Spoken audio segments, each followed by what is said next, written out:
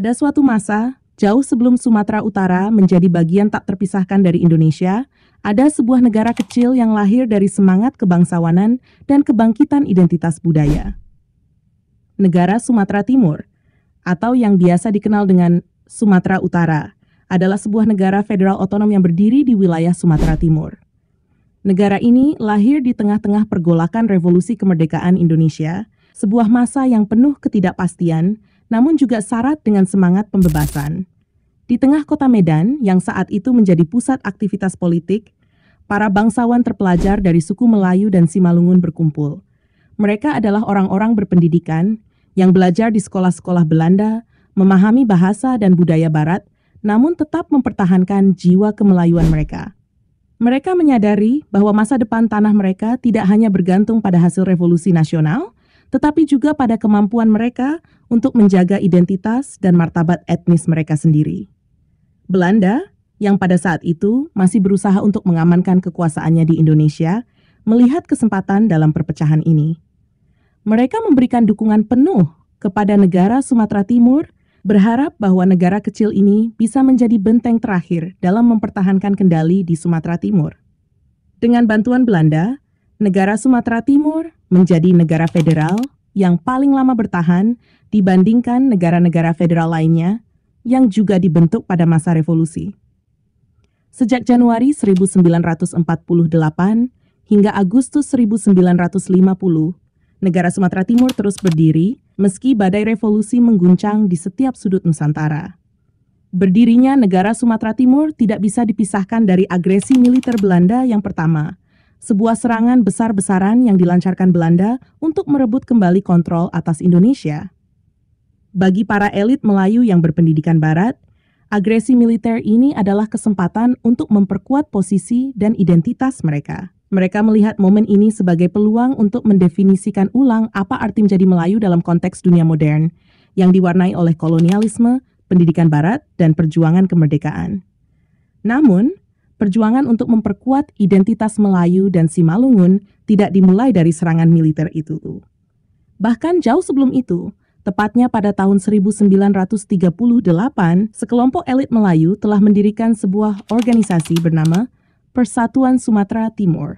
Organisasi ini dibentuk dengan tujuan yang jelas, melindungi kepentingan budaya dan politik etnis Melayu dan Simalungun di Sumatera Timur. Dengan dukungan Belanda, Persatuan Sumatera Timur tumbuh menjadi kekuatan yang signifikan, menjadi dasar bagi terbentuknya negara Sumatera Timur 1 dekade kemudian. Selama masa-masa sulit itu, para pemimpin negara Sumatera Timur menghadapi berbagai tantangan. Di satu sisi, mereka harus berurusan dengan tekanan dari revolusioner Indonesia yang ingin menyatukan seluruh wilayah di bawah satu bendera. Di sisi lain, mereka juga harus menjaga hubungan dengan Belanda, yang dukungannya membuat mereka bisa bertahan. Namun, mereka tetap teguh pada tujuan mereka, memperjuangkan hak-hak dan kepentingan suku Melayu dan Simalungun, sambil mencoba menavigasi politik yang bergejolak. Meskipun negara Sumatera Timur pada akhirnya tidak mampu bertahan dan menjadi bagian dari Indonesia, warisan semangat perjuangan mereka tetap ada. Mereka adalah bagian penting dari sejarah Sumatera Utara, mengajarkan kepada generasi berikutnya bahwa identitas dan kedaulatan budaya adalah sesuatu yang harus dijaga, bahkan di tengah arus besar perubahan politik dan sosial. Cerita ini adalah pengingat tentang betapa kompleks dan penuh warna sejarah kemerdekaan Indonesia. Di balik narasi besar tentang persatuan dan perjuangan nasional, ada kisah-kisah lokal tentang perlawanan, identitas, dan aspirasi yang tak kalah pentingnya. Dan negara Sumatera Timur, meski hanya sejenak dalam panggung sejarah, adalah salah satu bab yang paling menarik dalam cerita besar itu. Pada masa revolusi kemerdekaan Indonesia, Sumatera Timur menjadi saksi dari pergolakan yang tak terhindarkan.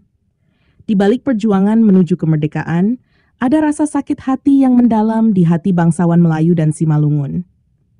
Mereka kehilangan banyak keluarga dalam sebuah peristiwa yang dikenal dengan revolusi sosial, sebuah gelombang kekacauan yang mengakibatkan jatuhnya banyak korban. Bagi para bangsawan ini, revolusi yang seharusnya membawa keadilan justru menimbulkan luka dan kehancuran dalam lingkup kehidupan mereka. Kemarahan dan rasa sakit hati inilah yang mendorong para elit Melayu dan Simalungun untuk bertindak. Mereka sadar, Jika ingin melindungi dan mempertahankan warisan serta identitas mereka, maka mereka harus mengambil langkah nyata. Untuk menuntut kebebasan bagi wilayah Sumatera Timur, dibentuklah sebuah panitia yang kelak memainkan peran besar dalam sejarah daerah tersebut. Awalnya panitia ini hanya terdiri dari 12 orang bangsawan Melayu dan Simalungun. Namun, masing-masing dari mereka telah mengalami kehilangan besar akibat revolusi sosial. Mereka bukan hanya kehilangan anggota keluarga, tetapi juga melihat tanah mereka dicabik-cabik oleh kekuatan politik yang bergejolak. Panitia ini pun segera menjadi lebih dari sekadar kelompok yang menuntut kebebasan. Mereka berkembang menjadi Dewan Sementara Negara Sumatera Timur, sebuah lembaga yang terbentuk dari rasa ketidakadilan yang mendalam. Dewan ini bukan hanya menuntut kebebasan politik, tetapi juga menyuarakan sikap tegas terhadap tindakan-tindakan yang dilakukan oleh kelompok Republik pasca revolusi sosial. Mereka dengan lantang mengecam tindakan-tindakan yang secara sistematis menyingkirkan wakil-wakil penduduk asli, khususnya dari kalangan Melayu, dari posisi-posisi penting di pemerintahan dan kehidupan sosial. Ini adalah salah satu momen penting di mana suara para bangsawan ini mulai terdengar lebih keras di tengah kegaduhan politik. Bukti nyata dari pengucilan ini terlihat jelas. Tidak ada satupun pejabat yang berasal dari suku Melayu yang memiliki kedudukan penting di Sumatera Timur setelah revolusi. Ini membuat para bangsawan semakin yakin bahwa mereka harus bersatu dan membela hak-hak mereka. Perjuangan untuk mempertahankan martabat dan peran mereka di wilayah ini menjadi prioritas. Proses lahirnya negara Sumatera Timur dimulai dengan sebuah rapat umum yang diadakan di Medan. Pada tanggal 30 Juli 1947, tepat 10 hari setelah agresi Belanda yang pertama, para pemimpin dari berbagai latar belakang berkumpul untuk menyuarakan tuntutan mereka. Mereka menuntut agar wilayah Sumatera Timur diberikan status otonomi khusus. Dalam pertemuan tersebut, turut hadir Residen Sumatera Timur, seorang tokoh penting bernama Mr. G. Gerritsen. Kehadirannya menjadi simbol bahwa tuntutan mereka mulai diperhatikan oleh pihak Belanda. Sebagai hasil dari rapat itu, sebuah Komite Daerah Istimewa Sumatera Timur dibentuk, atau yang dikenal sebagai Komite ISTE. Komite ini bukan hanya sekadar lembaga formal, tetapi menjadi simbol perlawanan terhadap marginalisasi etnis Melayu dan Simalungun. Komite ini pun mendapat pengakuan resmi dari pihak Belanda melalui dekret yang dikeluarkan oleh H.J. Van Mook pada 18 Oktober 1947. Dekret ini memberikan legitimasi kepada Komite DES dan memberikan harapan baru bagi para pendukung otonomi Sumatera Timur. Namun, perjuangan ini tidak berhenti di sana. Pada 8 Oktober 1947, Van Mook kembali mengeluarkan keputusan yang lebih besar. Ia menetapkan bahwa Komite Daerah Istimewa Sumatera Timur akan berkembang menjadi Dewan Sementara.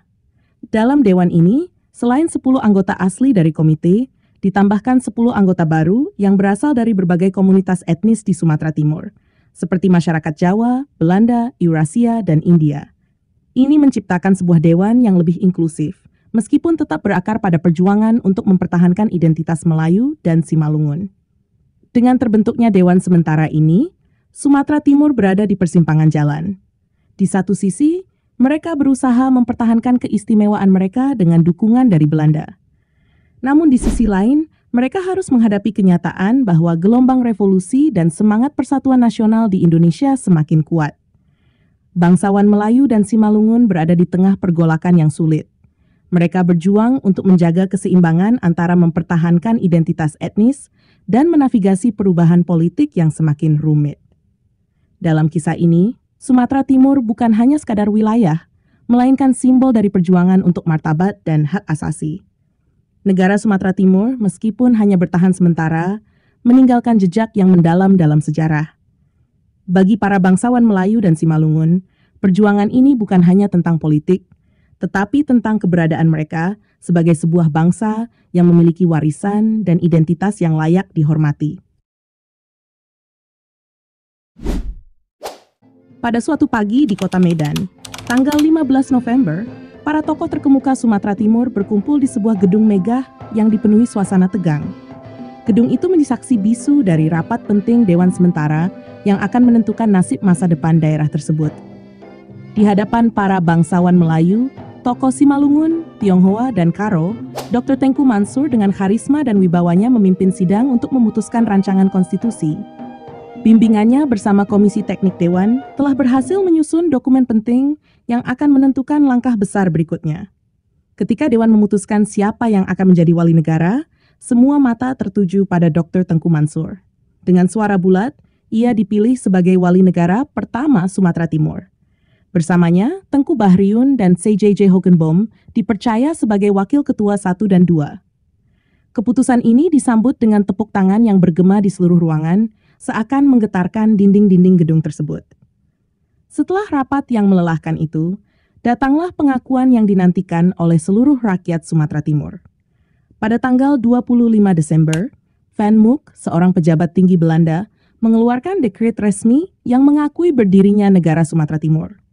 Rasa haru menyelimuti hati para pemimpin daerah ketika dekret tersebut dibacakan. Seluruh rakyat menyambut dengan harapan bahwa masa depan yang lebih baik sedang menanti mereka.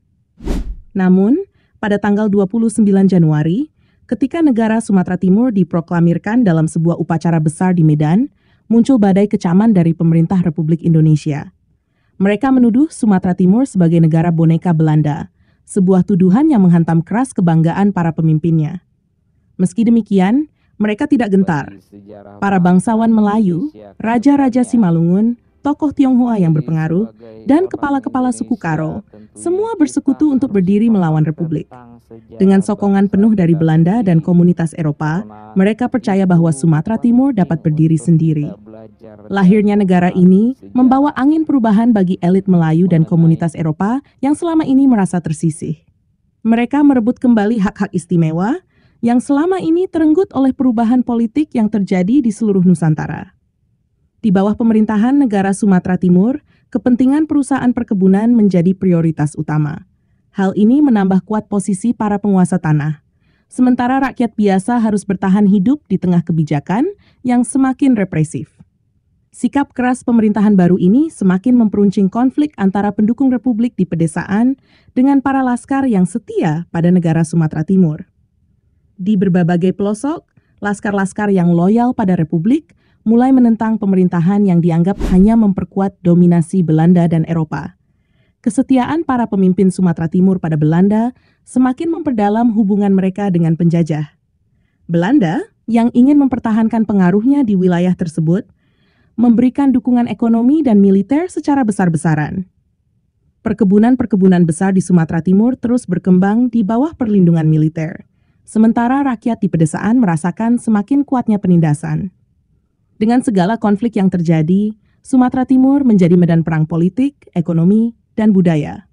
Di balik segala guncangan itu, para pemimpin Sumatera Timur terus berjuang untuk menjaga tanah mereka dari pengaruh Republik, berharap suatu hari mereka bisa mencapai kemakmuran yang mereka impikan. Namun, di balik impian itu, badai besar yang lebih kuat mungkin masih menunggu di ujung jalan, dan hanya waktu yang akan membuktikan apakah mereka mampu bertahan atau akan runtuh di bawah tekanan sejarah. Di bawah tekanan revolusi dan perubahan-perubahan yang terjadi di Indonesia pada masa pasca perang, Belanda mengambil langkah-langkah strategis untuk mengamankan kepentingan mereka di wilayah Sumatera Timur. Dalam upaya untuk menangkis serangan dari laskar-laskar yang terus-menerus menyusup dan mengganggu stabilitas wilayah tersebut, Belanda dengan cepat memperkuat pertahanan mereka. Mereka menempatkan 5.000 penjaga yang siap bertugas secara aktif, melatih 200 penjaga tambahan, serta memperkuat pertahanan dengan menempatkan 4 unit mobil yang dilengkapi dengan 4.750 senjata, 500 pistol, dan 150 senjata stand. Dengan kekuatan yang begitu besar, tidak mengherankan jika upaya laskar untuk menyusup ke jantung negara Sumatera Timur mulai menurun drastis. Efektivitas penjagaan Belanda membuat para manajer perkebunan Eropa merasa aman dan bahkan menyebut masa tersebut sebagai pemulihan Delhi. Mereka menganggap masa itu sebagai kebangkitan kembali sabuk perkebunan Sumatera yang sempat terancam oleh kekacauan yang terjadi selama beberapa tahun sebelumnya. Namun, seiring dengan berjalannya waktu, situasi politik dan diplomasi antara Indonesia dan Belanda mulai berubah. Setelah perjuangan panjang yang melelahkan, pada akhir tahun 1949, Belanda akhirnya mengakui kedaulatan Indonesia. Pengakuan ini datang melalui sebuah perjanjian penting yang dikenal sebagai Konferensi Meja Bundar yang diadakan di Den Haag, Belanda. Dalam perjanjian tersebut, terbentuklah Republik Indonesia Serikat atau RIS, di mana Sumatera Timur berperan sebagai salah satu negara bagian yang tergabung dalam federasi tersebut. Negara Sumatera Timur bersama negara-negara bagian lainnya berada di bawah payung sebuah lembaga yang disebut Badan Permusyawaratan Federal atau Bijeenkomst voor Federale Overleg. Lembaga ini dipimpin oleh Sultan Hamid II yang memegang peran penting dalam menjaga kesatuan di antara negara-negara bagian federasi tersebut. Namun, perjalanan negara Sumatera Timur sebagai entitas yang terpisah tidak berlangsung lama. Tanggal 15 Agustus 1950, negara Sumatera Timur resmi dibubarkan. Pembubaran ini terjadi bersamaan dengan berakhirnya Republik Indonesia Serikat. Indonesia kembali ke bentuk Negara Kesatuan Republik NKRI, dan wilayah Sumatera Timur pun kembali menjadi bagian dari negara Indonesia yang satu dan utuh. Seiring dengan peristiwa ini, banyak perubahan yang terjadi. Masa ketegangan dan perpecahan yang sempat dirasakan di wilayah Sumatera Timur perlahan memudar. Meski demikian, kisah perjuangan dan konflik di wilayah ini selalu tercatat dalam sejarah panjang perjuangan Indonesia menuju kemerdekaan dan persatuan yang hakiki. Terima kasih sudah menonton dan sampai jumpa di video berikutnya.